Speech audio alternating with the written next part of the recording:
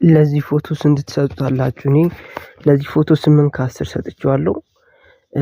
ለዚህ ፎቶ ደግሞ 7 ከ10 የሚያምር ፎቶ ነው።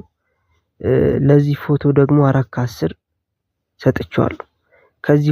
ለዚህ ፎቶ ደግሞ 5 ከ10 ሰጥቼዋለሁ።